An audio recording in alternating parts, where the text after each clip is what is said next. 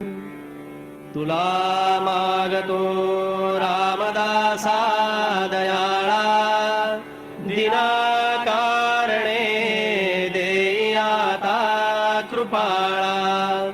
घडो भक्ती तुझी असे त्वा करावे, समर्था मला पूर्ण वैराग्य द्यावे। नको वासना विषयी हो देवो, परद्रव्य देखो नियातृण भावो। असे दृढ वृत्ती मध्ये त्वा वसावे, समर्था मला पूर्ण वैराग्य द्यावे। नको कामा क्रोध चांडाळ पापे, नको मोह तैसा मद क्रूर रूपे।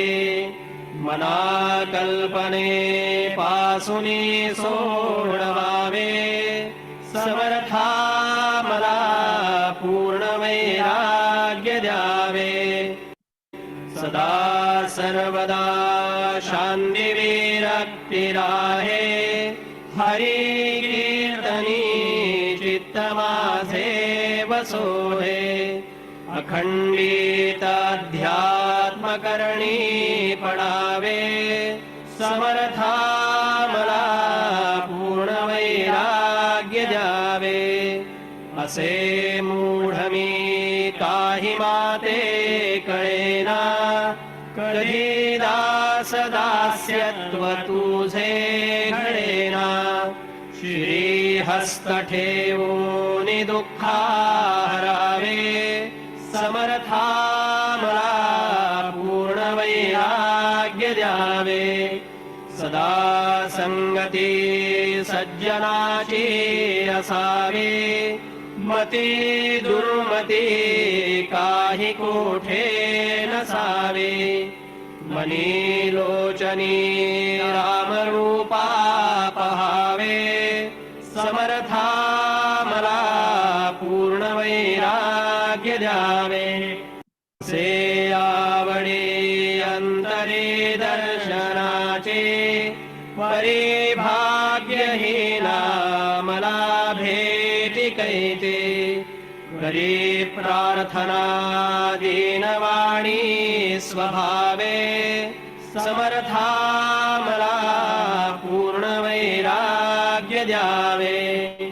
खरा दास बोधी असे भाव माझा, मना माझी हा लागला ध्यास तुझा।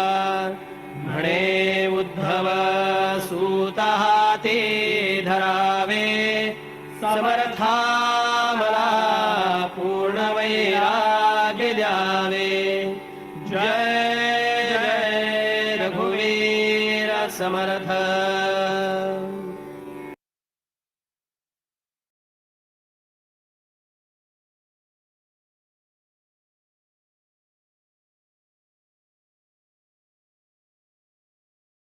ओ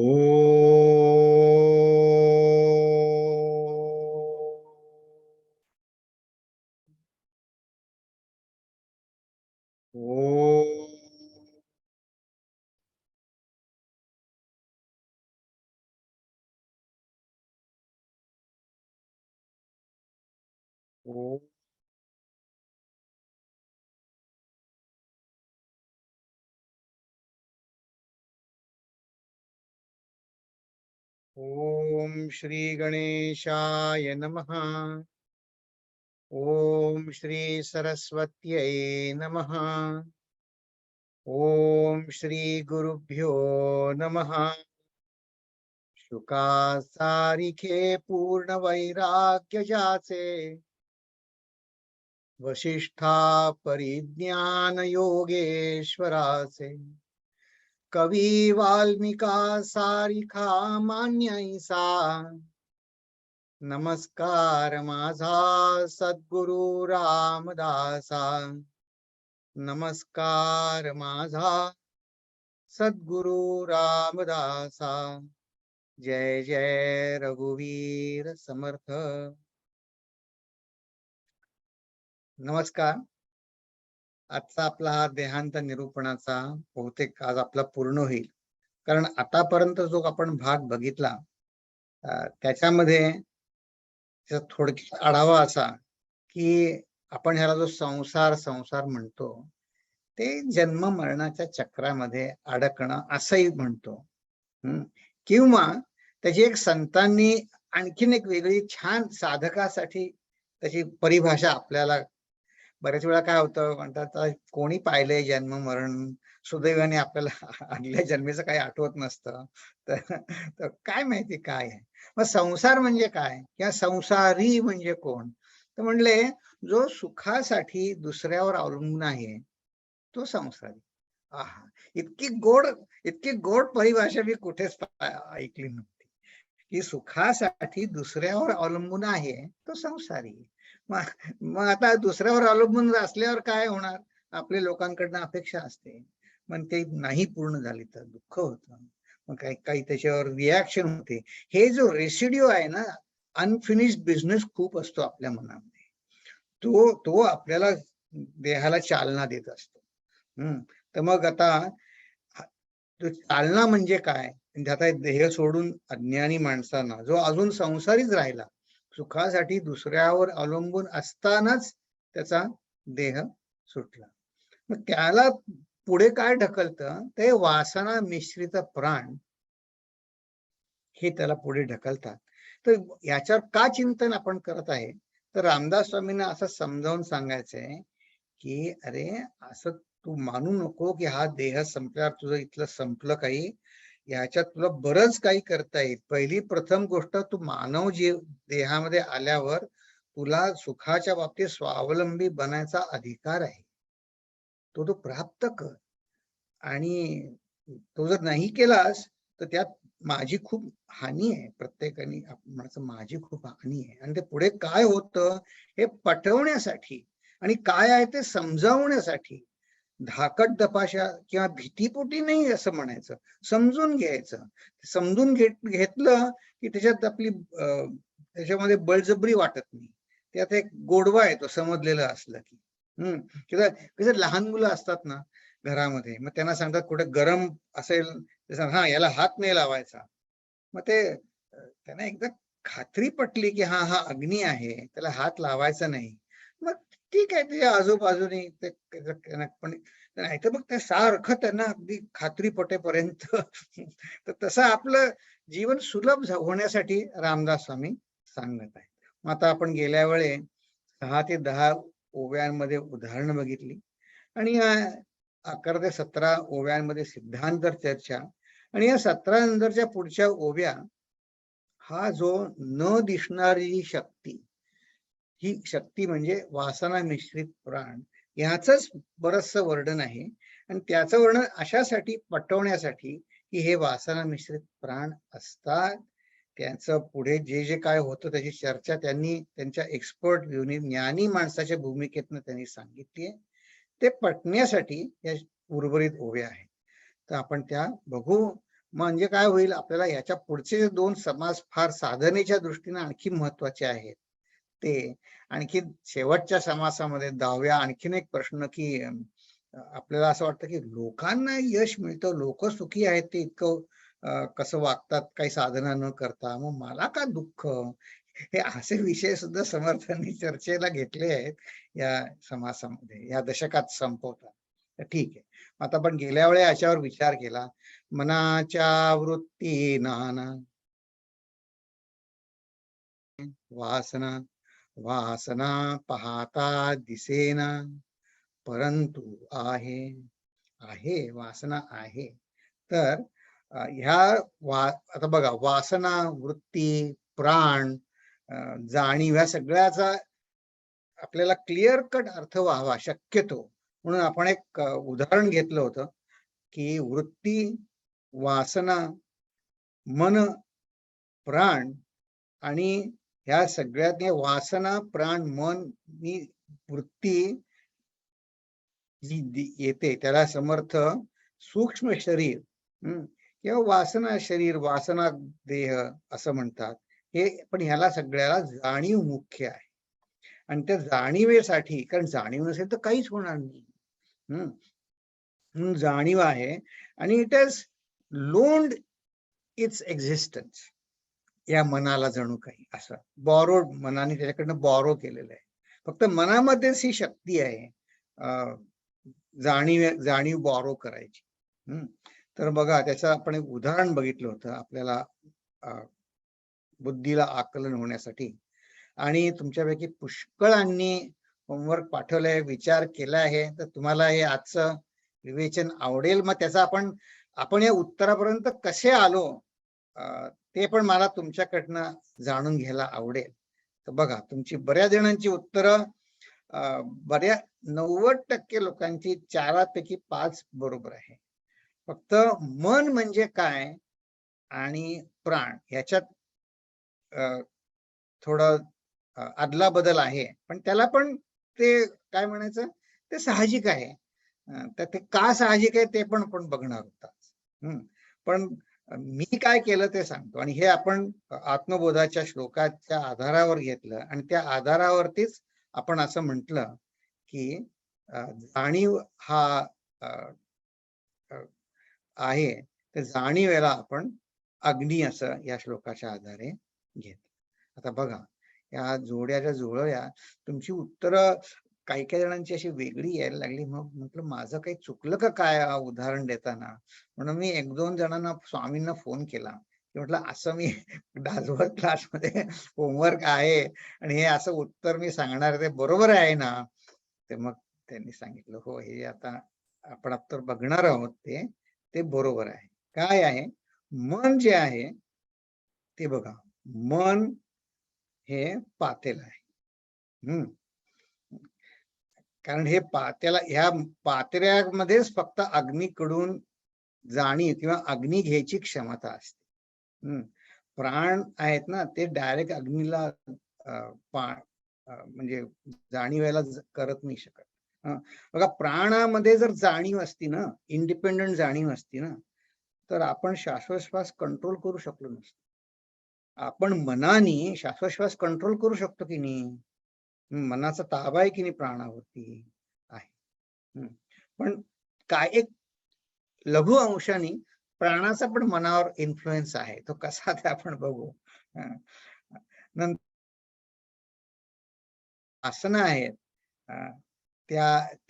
त्यासाठीच तर अन्न शिजवतो ना आपण. जे अन्न त्यात जे काही घालतो वेगवेगळं, पण काही आपण घालत असो, त्या वासना, कच्चा तांदूळ अन्नधान्य खाता येत नाही, ते वासना व्यक्त व्हायला. मग या पाणी म्हणजे गरम झालेले पाणी आहे, त्यातच अन्न शिजतं की नाही. आणि मग जे वृत्ती आहेत त्या म्हणजे बघा, हे त्या वृत्ती, हे आवाज निरळत दिसतं की नाही, हालचाल चाललेली दिसते, त्याला म्हणलंय वृत्ती. तर मग आता तुमचे उत्तर कसे आहेत बघा. आपण त्याच्या आधी आपण प्राण आणि मन मध्ये, हा बघा, हा एक तुम्हाला उपदेश सार ग्रंथ माहितच आहे. त्याच्यामध्ये रमण महर्षींचं मूळ तर तमिळ आहे, पण त्याचं हे संस्कृत भाषांतर आहे. चित्तवायवत चित्क्रियायुता शाखयोर्द्वयी शक्तिमूलका. रमणांच्या मते या जणू काही फांद्या, 2 फांद्या आहेत, मन आणि प्राण हे. जणू काही. कसं प्राणाचा मनावर इफेक्ट होतो आणि मनाचा प्राणांवर. पण म्हणून हे कसं आहे, विचार आणि कृती याच्याशी त्यांनी त्याचा जोड घातलेली आहे. पण आपण आपला पंचदशी आणि शंकराचार्यांप्रमाणे विचार करू. पण त्याच्यामध्ये बघा, आता मी 1 मिनिट हे कोणाला, तुमच्यापैकी कोणाला सांगायचंय का की तुम्ही या उत्तरापर्यंत कसे आला? म्हणजे तुमची उत्तरं तर बरोबर आहे, तर तुम्ही सांगा. कोणी सांगा. प्रकाशजी सांगा किंवा अभिजित सांगतात का तुम्ही? त्याच्या पाठीमागचं रिझनिंग पाहिजे आम्हाला समजून घ्या. ऐकू येत आहे का? हा, येत आहे. तुम्ही जरा ती स्लाइड परत आणता का? ते सगळे ज्याच्यावरती आहे सगळं ते आणतो. No that's okay. तर माझं रिझनिंग असं होतं की कोणत्या ऑर्डर मध्ये सूक्ष्मता वाढत जाते. So what gets more subtle. So वृत्तीपेक्षा वासना इज मोर सटल, कारण वासना is causing the vritti. Vasana is like conditioning and vritti is like the resulting thought or desire. आणि मग त्या वासनाच्या more subtle is prana, आणि prana more subtle is मन, आणि मन more subtlest is the जाणीव. कारण का आफ्टर आपल्याला आपली जाणीव आल्यानंतर बाकी सगळं मन आणि बाकी सगळ्यांचा perception comes up after the I thought, I perception comes up. तर त्याप्रमाणे if we go to the what is the most subtlest, तर त्याच्यामध्ये मग आता तुम्ही राईट साइडला आला की ही वाफ वगैरे जी येते, म्हणजे जे काय भात किंवा होतोय, that is like the end product. आणि मग तो कसला होतोय? मग तांदळाचा होतोय, but that requires the medium, so that is water, पाणी, आणि but everything is, there is a vessel for it to be contained in, आणि मग that is the bhanda, so that is the man.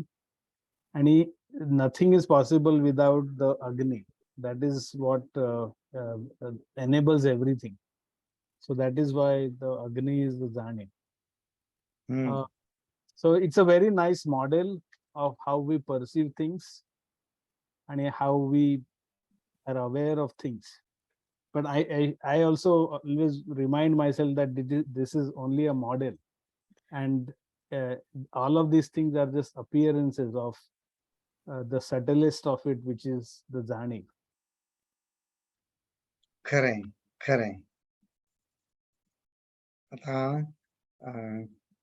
आणखीन कोणाला सांगायचं का, विचार मांडायचे आहेत का? कारण आपण हे एकमेकांशी चर्चा केली की आणखीन नवीन नवीन. आता बघा, हे मी प्रकाशजींच आहे, सांगता का प्रकाशजी?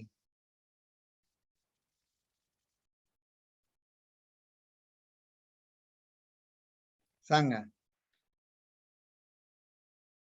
ऐकू येतं का? आवाज ऐकू येतो माझा? येते येते. हा, ओके. जाणीव म्हटल्यानंतर चेतना, चैतन्य म्हणजेच ऊर्जा, त्याला प्रत्ययी शब्द आहे जाणीवेला. ऊर्जा म्हणजे अग्नी झाली, प्राण म्हणजे जीवन, जीवन म्हणजे पाणी, मन हे धारणा करणार आहे, ठरतं भांड. वृत्ती या चंचल असतात, भाव, हालचाल, आवाज वगैरे हे त्याचं द्योतक आहे. वासना कारण मूळ असतं, ते बीज म्हणजे धान्य. तुम्ही एक त्याच्याबरोबर वाक्य पण पाठवलं, त्याच्यात आहे की नाही मला माहित नाही, माझ्या काही समोर नाही येत. असं झालं का? कट झालं का? सॉरी. ते एक्सप्लेन करणार वाक्य मी टाकलं होतं त्याच्याबरोबर. हा, तर आता माझ्या समोर नाही येत.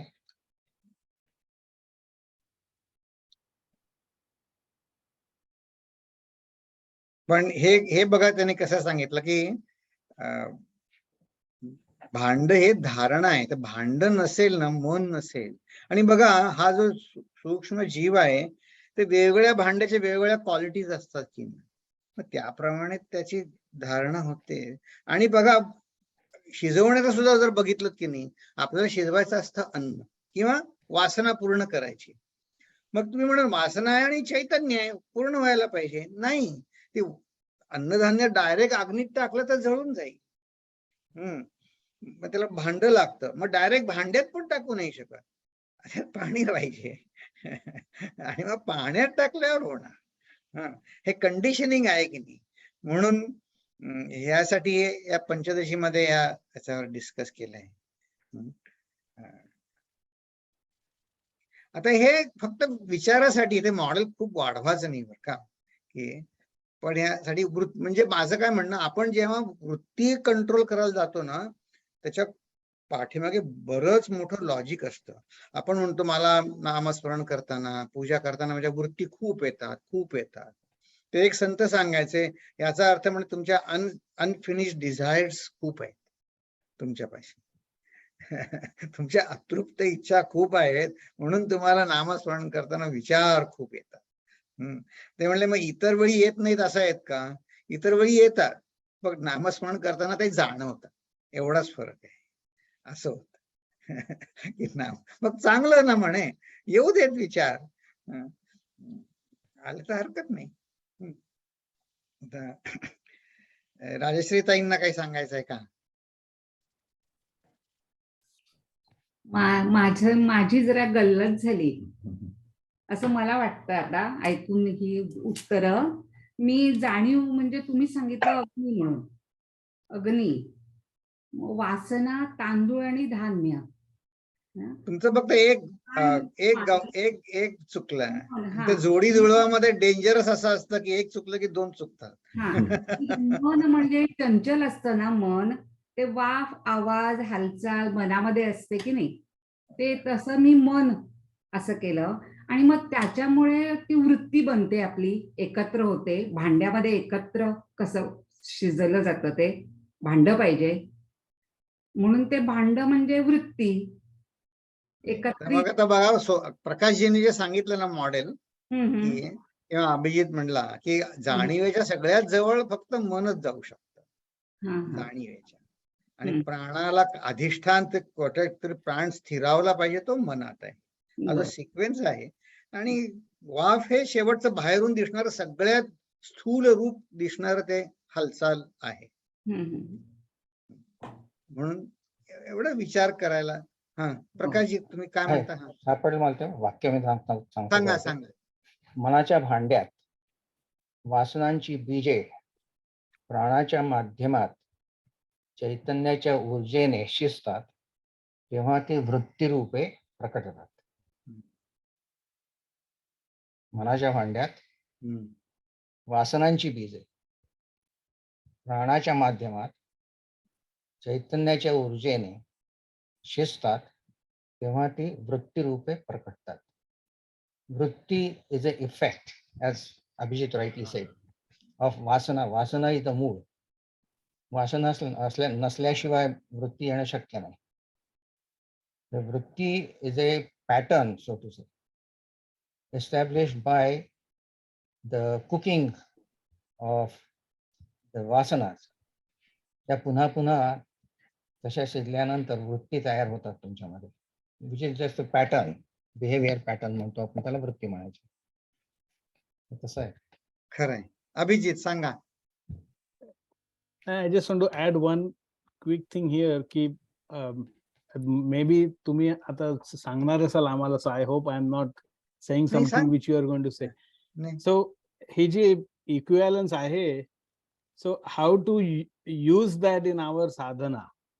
So that the idea is that हे प्राण आणि पाणी आणि जे मन आहे आणि वृत्ती आणि वासना जे येतात, so to control it, if you control the water for example, म्हणजे प्राण for example, if you focus on it किंवा जे प्राणायाम वगैरे होतं, then it will, the thoughts are controlled. आणि तो जो श्लोक होता उपदेशसारम मधला, चित्तवायश चित्क्रियायुताः शाखयोर्द्वयी शक्ति मूलका. So that idea is, Raman Maharshi there is explaining how controlling, why by controlling prana, vayurodhana, why by controlling prana does thoughts get controlled. So that is, that was the connection of why he is going there. And so this application is for example, that's what how pranayam works. So controlling prana, and you can control the thoughts. That's all I wanted to say. हो, खरंय. फक्त वेदांताच्या चर्चेमध्ये प्राणायामाला जास्ती महत्व त्याची चर्चा नाही, कारण नुसत्या प्राणायामाने ज्ञान होत नाही हो. त्याने कारण प्राणायाम करून आता हे बरेच जण आता त्याच्यामध्ये हा, तर ते तुमच्या पहिल्या प्रश्नाला आधी सांगतो. रामदास स्वामी सांगणार आहेत ह्या पाचातलं साधकांनी असा विचार करायचा, मी कोण आहे, मी मन नाही आहे. रामदास स्वामींना त्याला सांगणार आहेत की मी मन नाहीये, मी जाणीव आहे. मन मी आता एक उपकरण, माझा उपलब्ध एक करण आहे, अंतःकरण म्हणतो ना, करण म्हणजे उपकरण. तर मन आहे आणि ते माझं मन आहे, पण मला ते वेगळं दिसतं. तर म्हणून मी जाणीव आहे, मी जाणीव रूपाने आहे. म्हणजे जाणीवेमध्ये जेवढी सगळं मन वगैरे हे सगळं सुटेल माझं, मनाने ऍक्सेप्ट करेन मी ज्ञानी होईन. असं ही प्रोसेस आहे. तर आणखीन एका साधकांनी सांगितलंय बघा, तू विचारलंस ना अभिजित की आता आणखीन काय आहेत ना, तर त्यांनी सांगितलंय. आता बघा हे आपण बघूया. यांचं आणखीन एका त्यांनी म्हणले त्यांना आवडत नाही ते म्हणतात तुम्ही करा, म्हणून त्यांचे विचार वाचतोय. जाणीवेचा अग्नी प्राणांच्या फुंकणीने फुलवून, प्राणांनी फुलवून मनाच्या भांड्यात वासनांची खिचडी शिजत आहे. वृत्तीचे बुडबुडे उठत आहे. आता पुढची ओळ फार सुरेख आहे. ते म्हणले, कल्पनांच्या वाफेची वलय वरवर जात आहे आणि सद्गुरु कृपेने सद्वासनांची खिचडी शिजली तर ठीक आहे, नाही तर दुष्ट वासना, वाईट वृत्ती यांच्यासह केवळ मनोभंग होऊन जाणीवेचा अग्नी विझून जाईल. हे न व्हावं असं एक आपण सगळ्यांचीच आपल्या इच्छा असणार, प्रार्थना.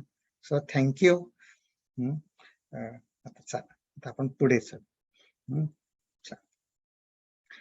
समर्थ सांगतायत ह्या का करायचं आहे, सगळ्यात मूळ कसं. ते म्हणले या सगळ्या प्रक्रियेला एक सुजाण शक्ती किंवा जाणीव आहे.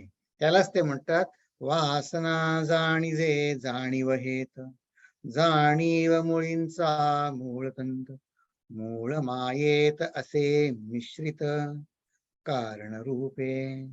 ही जी माझ्यातली जाणीव आहे ती is connected to the source. काल अभिजित स्वामीजी सांगत होते ना, पूर्ण त्यांचं is connected to the source. त्याची मी जाण ठेवली पाहिजे की माझ्यातली जी जाणीव आहे ती माझी इंडिपेंडंट जाणीव नाहीये, ती भगवंताशी मी जेवढी निगडीत आहे ते मला पटेल, मानेल, त्याप्रमाणे मी वागेन. ते समर्थ इथे सांगतात की माझ्या मनातली सुद्धा जी जाणीव आहे तो मूळ मायेचाच तंतू आहे, ती ब्रह्माशी जोडली आहे. कारण आलंच ना, कारण रूप आहे ब्रह्मांडी, कार्यरूपे वर्ते पिंडी. मी भगवंताच्या समष्टी संकल्पाचं मी एक व्यक्त स्वरूप आहे. एक one of the mini product म्हणतात त्याला. अनुमानिता तातडी अनुमानीना, हे आपल्या बुद्धीमध्ये पटायला वेळ लागतो. परंतु आहे सूक्ष्म रूप. मग आता ते होता उदाहरण देतात. जैसे वायोचे स्वरूप सकळ देव वायो रूप आणि भूतसृष्टी. आता हे सकळ वायुरूप भूतसृष्टी पुढे समजावून सांगणार त्याचे कॉम्पोनंट्स. वायो मध्ये विकारनान, वायो पाहता तरी दिसेना, तैसी जाणीव वासना अति सूक्ष्म. त्रिगुण आणि पंचभूते हे वायू मध्ये मिश्रिते, अनुमानेना म्हणून त्याते मिथ्या म्हणू नये. त्यांना तुम्ही बळत नाही, आकलन होत नाही म्हणून नाहीच आहे असं म्हणू नका. कारण जोपर्यंत मी अज्ञानी आहे की नाही, तोवर माझं हे मी निराश करत करत मी पंचभूत आणि त्रिगुणांपर्यंत मी येऊन ठेपलो आहे. हे माझ्या अज्ञानी जीवाच्या पुरतं, हे अज्ञानी जीवाच्या भूमिकेतनं ते योग्य आहे, म्हणजे बरोबर आहे. म्हणजे त्याच्यामध्ये वायूमध्ये ते मिश्रित आहे, जाणीव आहे. भगवंताच्या जाणीवेमध्ये हे पंचमहाभूत आणि त्रिगुण सत्व रजतम यांनी मी जीव बनलेला आहे. त्याला मिथ्या म्हणायचं कारण नाहीये. मला दिसत नसेल, जाणवत नसेल, पण ते तसंच आहे. सहज वाय, आता कसं त्यांनी उदाहरण देण्यासाठी आता हे वायू हा शब्द आता ह्या पुढच्या ओव्यांमध्ये त्यांनी शक्ती आणि वायू म्हणजे वाऱ्याची झुळूक या दोन्ही अर्थाने वापरलेला आहे. तो आपण आता रेफरन्सने समजून घेऊ. ते म्हणतात वायू दिसतो का? आता नाही दिसत आहे. वारा सुटला, मग आता काही वेळेस सुगंध दुर्गंध दोन्ही असतात की नाही त्या वायूमध्ये. तसं म्हणले वायू सहज वायू चाले, तरी सुगंध दुर्गंध कळू आले, उष्ण शीतळ तप्त निवाले, प्रत्यक्ष प्राणी दिसतच आहे आपल्याला हे. तर बघा आपल्याला जीवसृष्टी दिसते तेवढीच आहे. समुद्राच्या तळाशी जे ज्वालामुखी आहेत की नाही, समुद्राच्या तळाशी त्यांच्यामध्ये बरेच वेळा 85-90 डिग्री सेंटीग्रेड उकळतं 100च्या वर तापमान असतं, आणि त्याच्या त्या ज्वालामुखीच्या विवरामध्ये जिवंत जंतू असतात. जिवंत जास्त असतात त्यांच्यामध्ये. मग ते कसं ते जगतात? काही जंतू उकळत्या पाण्यात जगतात नव्हे, वाढ होते त्यांची. वाढतात. ते कसे वाढतात? वाढतात तर हे आपल्याला कळत नाही, पण ते उष्ण शीतळ तप्त निवाले प्रत्यक्ष प्राणी. वायुचे मेघ ओळती, वायुचे नक्षत्रे चालती. आता इथे स्वामीजींनी पुढच्या वायुचेनी नक्षत्रे म्हणजे हा आपण म्हणतो तो वायू नाही, आता ही शक्ती, ही जी शक्ती आहे, जे सगळे ग्रहमंडळ आहेत त्यांच्या ते शक्ती गुरुत्वाकर्षणाच्या शक्तीनंच ते त्या ताऱ्याभोवती फेऱ्या घालत आहेत की नाही, त्या सगळ्या गॅलेक्सीज. ती शक्ती तिथेही काम करते. सकळ सृष्टीची वर्तती गती, सकळ तो वायू, वायो रूपे देवते भूते, अंगी भरती अकस्माते, विध केलिया प्रेते सावध होती. तर बघा हे अगदी खरं आहे.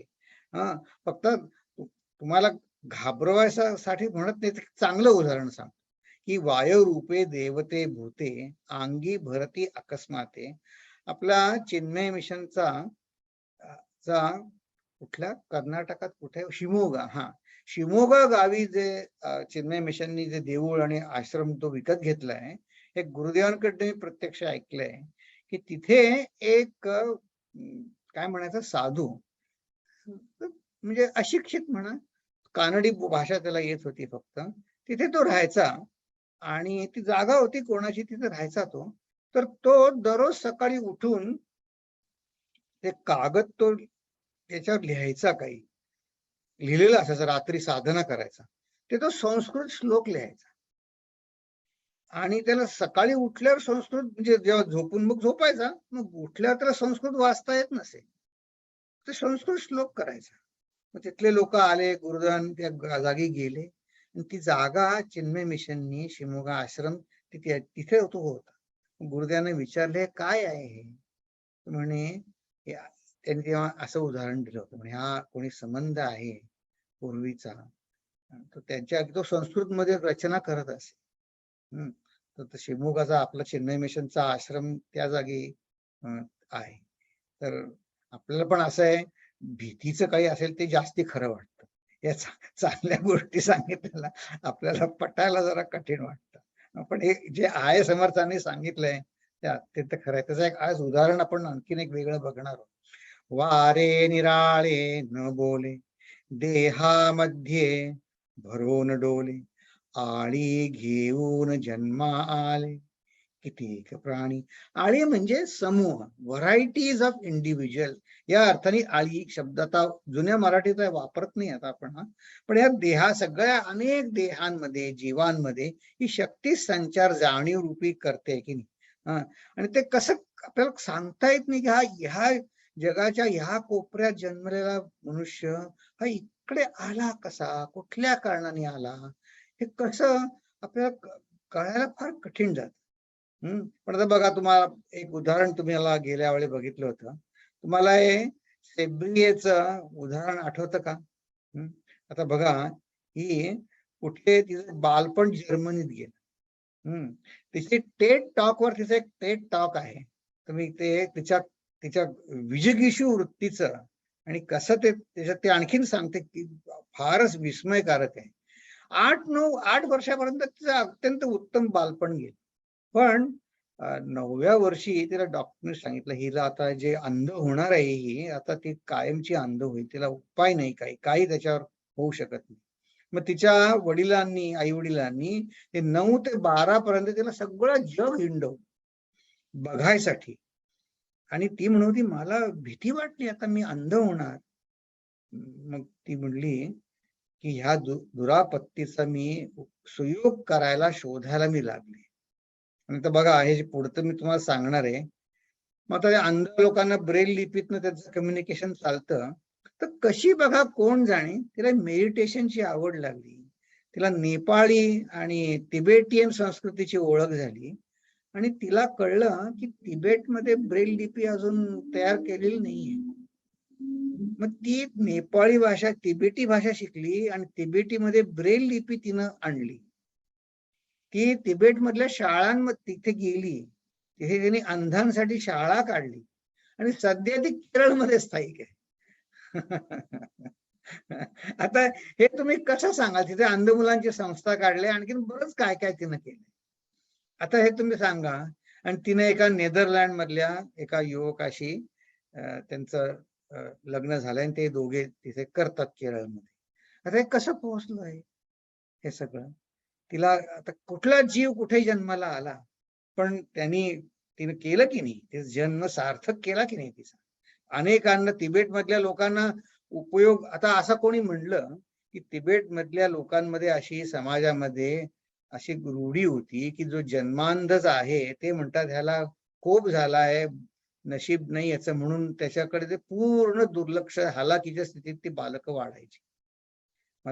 आता यांच्यामुळे मग आता कसे कामाला आला. तर बघा, की आळी घेऊन जन्माले कित्येक प्राणी, वारे निराळे न बोले, देहामध्ये भरवून डोले. आळी म्हणजे व्हरायटीज ऑफ, इतके इतके जीव किती येतात. हे कुठून तिला प्रेरणा आली? याला लॉजिक काही सांगता येईल का? याला लॉजिक काही नाही.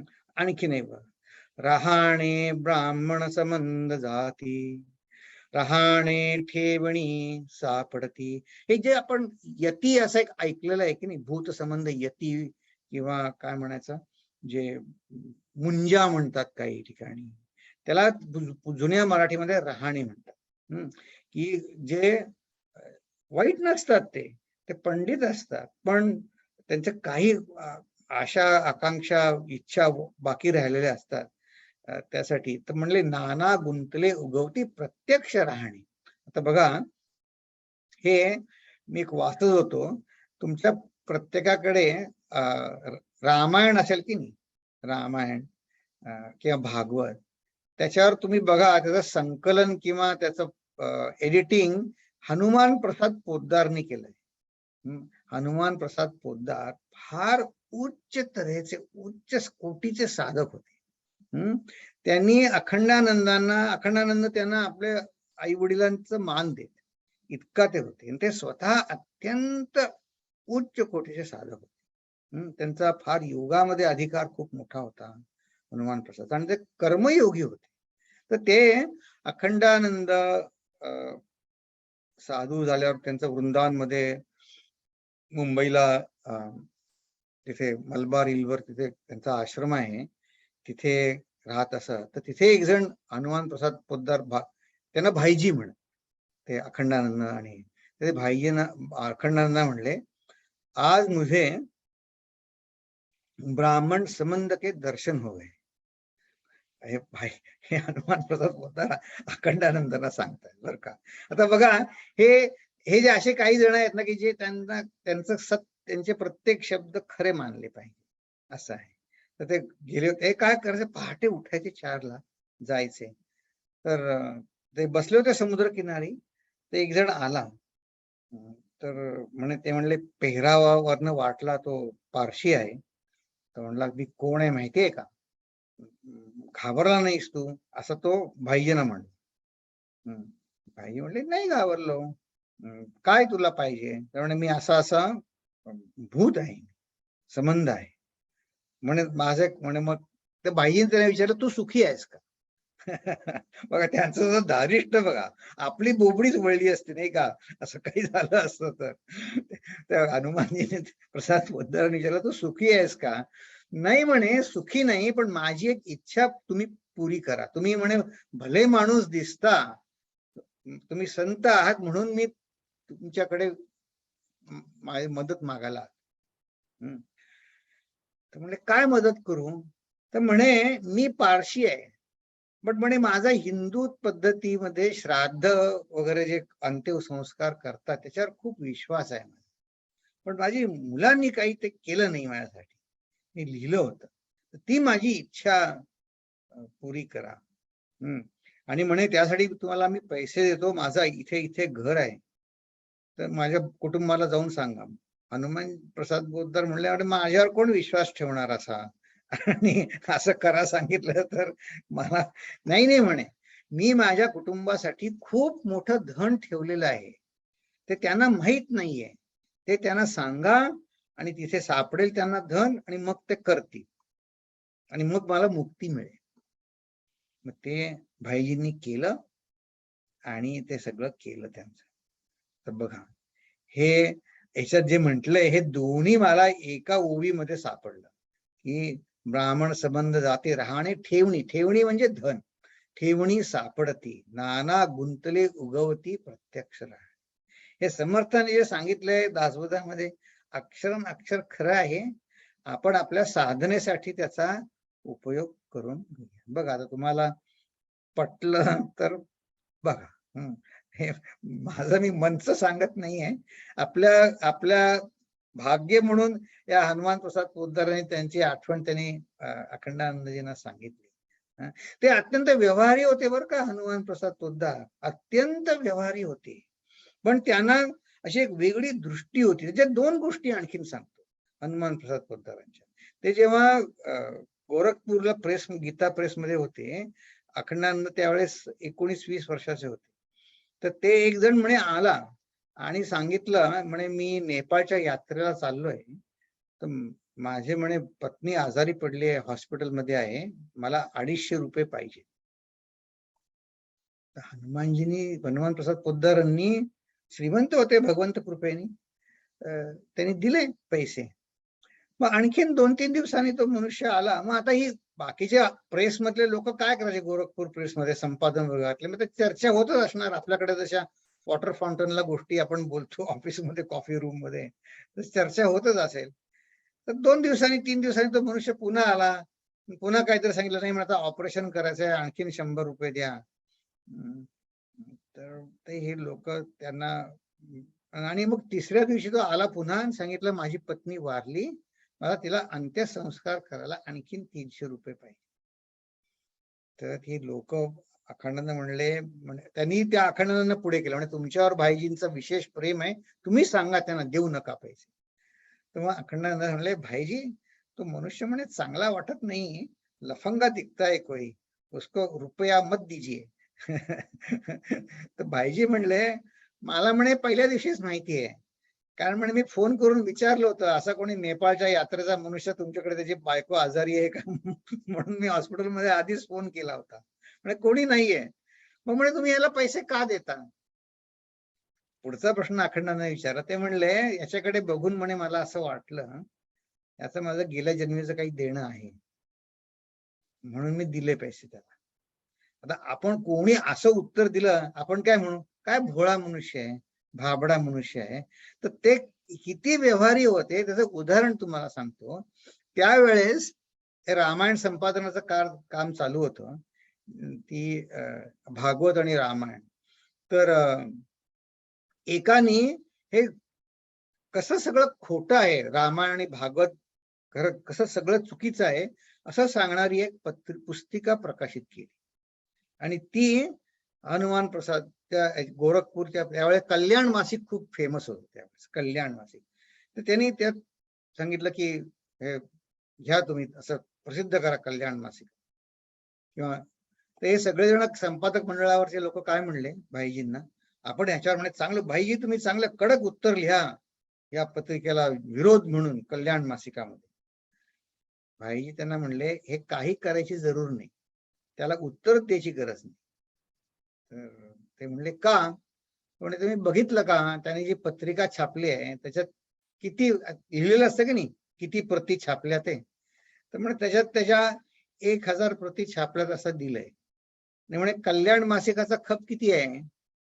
त्यावेळेस काहीतरी 70-80 हजारच्या वर खप होता कल्याण मासिकाचा. ते म्हणले आपण त्याची जाहिरात कशाला करायची? त्यांनी जर निषेध केला ते इतकं मूर्खपणाचं आहे, त्याच्यावर काही करायची गरज नाही. बघा किती व्यवहारी होते. इतके अत्यंत व्यवहार कुशल होते ते. स्वातंत्र्य संग्रामामध्ये तुरुंगात जाऊन आले होते. तर त्यांचं हे रामदास स्वामींनी म्हटलंय ते अगदी खरं आहे. चला पुढे चलू. ऐसा वायोचा विकार येवंचे कळेना विस्तार, सकळ काही चराचर वायोमुळे.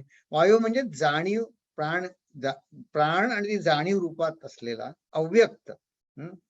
वायो स्तब्ध रूपे सृष्टी धरता. स्तब्ध रूपे सृष्टी धरता, धारण करणारा. आणि जो दिसू लागतो चंचल रूपे सृष्टी करता. बघा कसं 2 शब्द सुंदर वापरलेत बघा. न कळे तरी विचारी प्रवर्ता. विचार करा म्हणजे कळेल.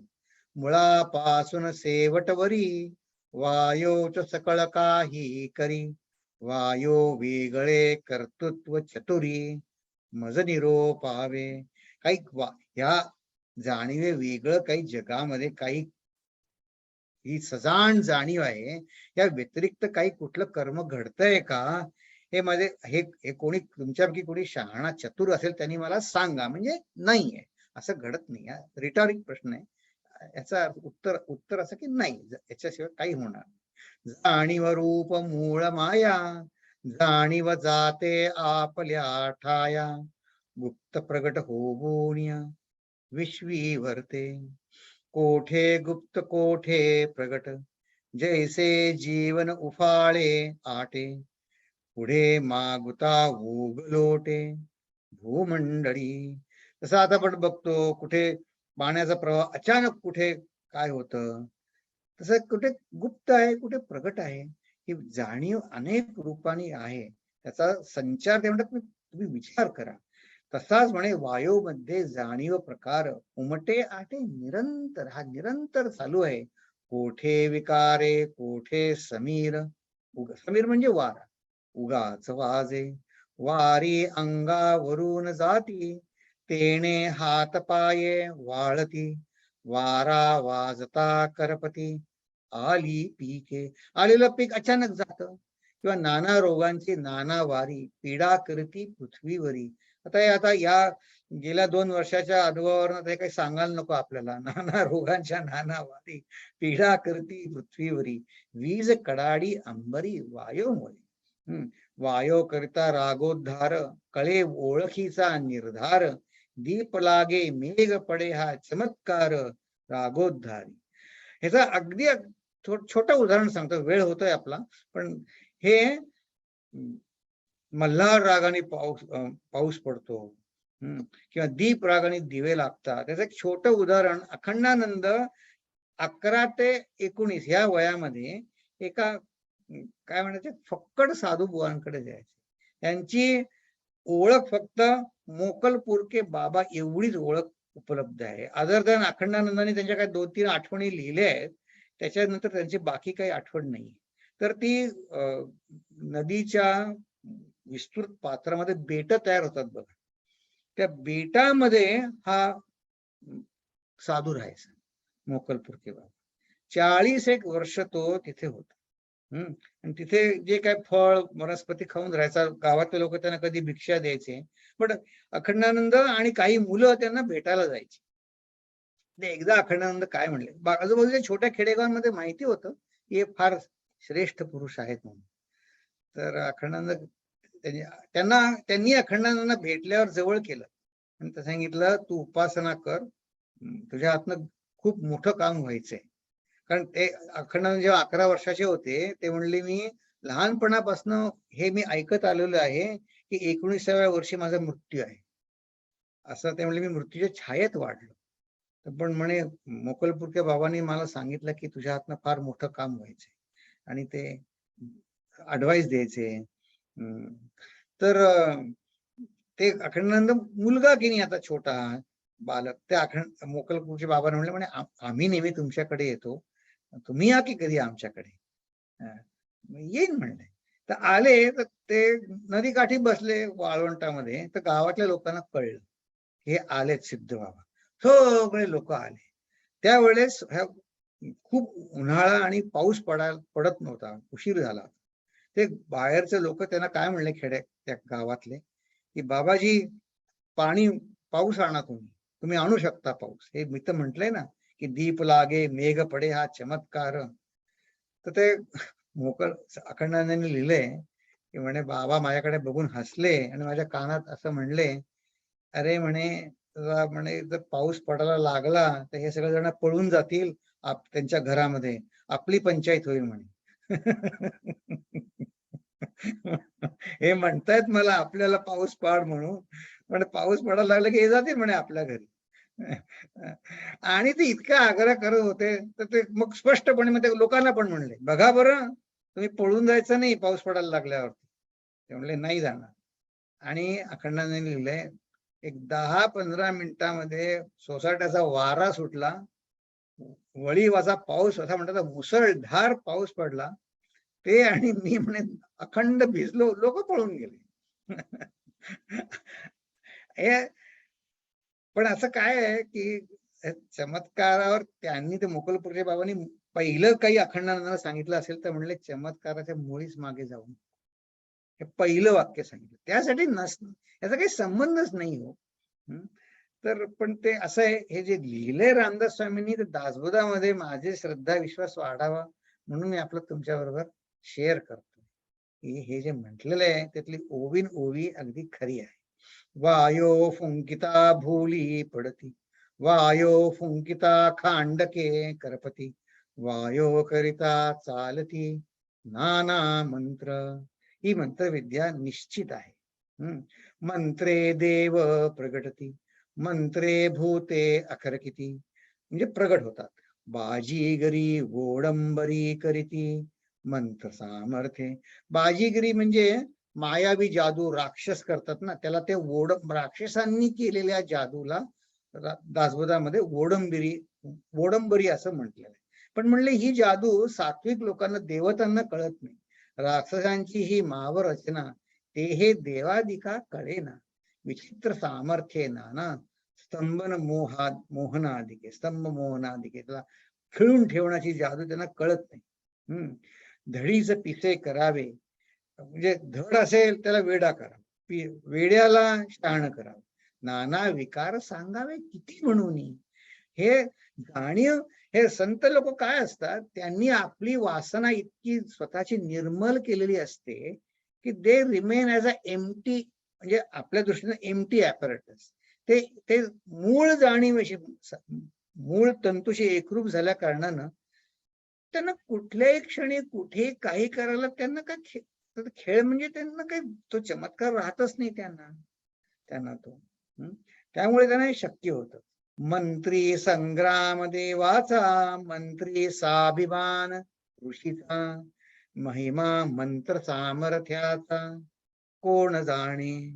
आणि एक संत खूप छान सांगायचे, म्हणे सद्गुरु जेव्हा शिष्याला मंत्र देतात त्याचं सुद्धा कनेक्शन हे मूळ जाणीवेशीच असतं. म्हणजे आपल्याला दिलेल्या मंत्राला तुम्ही कमी लेखू नका. तुम्ही जप करताना असं म्हणा की मी आता डायरेक्ट देवाशी संधान बांधतो. तर त्याच्यावर एक मला विनोबा भावेंचं आठवलं. म्हणे खाली ते काय कर्नाटकामध्ये विहिरी इतक्या खोल की पाणी दिसत नाही.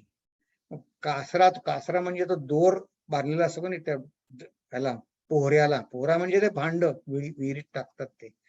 तर ते म्हणले आडात नाही तर, विनोबा नाईकांनी विचारलं, म्हणे आडात नसेल तर पोहऱ्यात कसं येईल, म्हणजे अर्थात देव नाहीच आहे.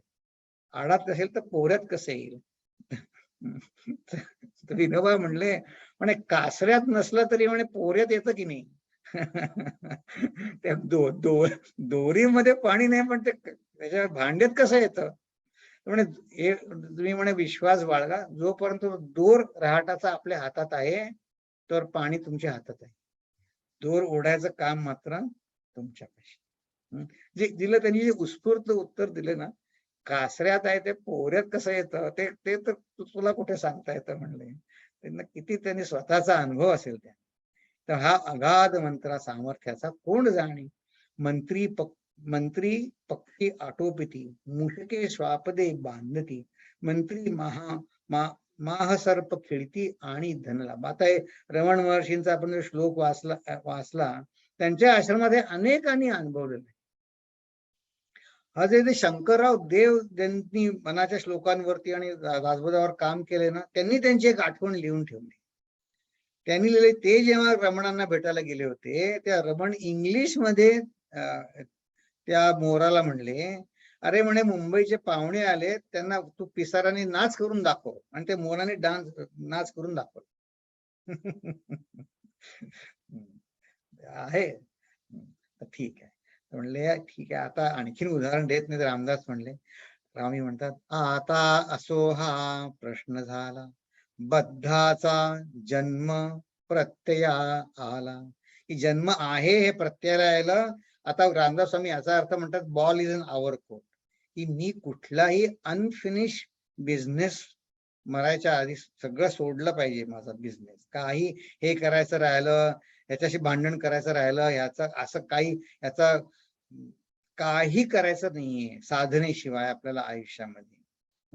कोणाची बरोबरी करायची नाहीये, कोणाचा विजय करायचा नाहीये, काही करायचं नाही. कारण मग ते पुन्हा यायला लागेल. फक्त आता मी फक्त सद्गुरूचा झालो हे पटण्यासाठी ते म्हणले, ठीक आहे, कळलं आहे, बद्धाला जन्म आहे. मागील प्रश्न फिटला श्रोतयाचा. काय प्रश्न होता? की अज्ञानी जेव्हा देव ठेवतो तेव्हा त्याचं काय उरतं? तर वासना रूपी प्राणमय असलेली वासनेचा माझ्या अनफिनिश वासना आहे त्या उरतात. कारण मी जाणीव आहे पटलं नाही मला अजून, ते माझं मन आणि वासना हेच खरं वाटतं. असं आहे ते असं म्हणून हे उरतं माझं. मग ते संपलं पाहिजे. नियम आहे की ज्या वासना आहेत त्या पुऱ्या निर्मूल झाल्याशिवाय. आता हा समाज संपला, तर ह्याच्या पुढचा जो समाज आहे तो बघा, क्रम इतका सुंदर आहे. आहेत आपल्याला अजून 5 मिनिटं, पटकन बघूया. की आता बघा, आपण हे आशंका, ब्रह्मनिरूपण सगळे समाज बघितले.